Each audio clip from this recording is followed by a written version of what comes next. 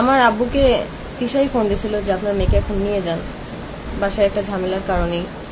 কিন্তু আমার আব্বুকে কল দিয়ে যদি এসব কথা বলার পরও যদি বলে যে আমি একা আসছি, আবার অনেকে বলতেছে যে আমি নাকি কক্সবাজার থেকে আসার পরে দেখছি যে আমি বাসা চলে আসছি। এগুলো আসলে মানুষ না জেনে কমেন্ট করতেছে, ভুল ভাবতেই পারে, স্বাভাবিক। আমি ওই বাসায় যেদিন চলে আসলাম বাসায়, ওই দিনই ওরা কক্সবাজার গেছে। তো ওই দিন আসার আগে আমার আব্বু আমাকে কল দেওয়া হয়েছে, আমার আব্বুকে আমার আব্বুকে ফোন দিয়ে বলা হয়েছে যে আমাকে যেন নিয়ে যায় বাসা থেকে। তো ওই সুবাদে আমার আব্বু আমার আম্মুকে পাঠাচ্ছে। আমার আব্বু একটু অসুস্থ ছিল। তো এটা কিন্তু বাসার সবাই জানতো। যখন আমার আব্বুকে কল দেওয়া হয়েছে, বাসার সবার সামনেই কল দেওয়া হয়েছে যে আপনার মেয়েকে এসে আপনি নিয়ে যান, ছেলেকে নিয়ে সুন্দর মতো একটা জীবন সাজাতে চাই আপু, কিন্তু পারতেছি না। আমি হয়তো মরে গেলে আমার ছেলেটা হয়তো মানুষের দুয়ারে দুয়ারে লাথি উষ্টা খাবে। আমি জানি না আমার ভবিষ্যতে কি হবে বা সামনেই বা কি হবে।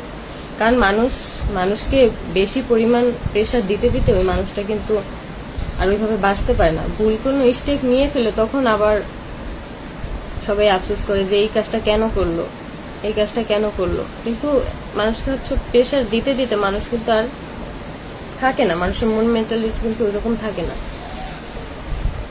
মানে আমি এখন দেখতেছি যে আমি এই পিঠে কথা বললেও দোষ, এই পিঠে কথা বললেও দোষ, মানে সবকিছুতেই দোষ। আমার সবকিছুতে দোষ আর দোষ। তো আমি চাচ্ছি না আমি কোনো কিছু নিয়ে আর দোষী সাব্যস্ত হতে। তো আমি বলবো যে আমার কোনো খরচ কোনো কিছু লাগবে না। ছেলের খরচ যদি দিতে ইচ্ছে করে দিবে, আর না দিতে ইচ্ছে করলে আমার কোনো জোর নাই। যেহেতু আমার ছেলের দুধ ডাইপারের জন্য নাকি আমার পায়ে ধরতে হবে, পায়ে ধরে তারপর নিতে হবে। ওইখানে আমি চাই না যে পায়ে ধরে দুধ ডাইপার নিয়ে আসবো। যদি পায়ে ধরারই হয় আমি আমার বাবার পায়ে ধরবো, ঠিক আছে? পায়ে যদি ধরারই হয় আমি আমার বাবার পায়ে ধরে তারপর আমার ছেলের জন্য দুধ ডাইপার চাইবো।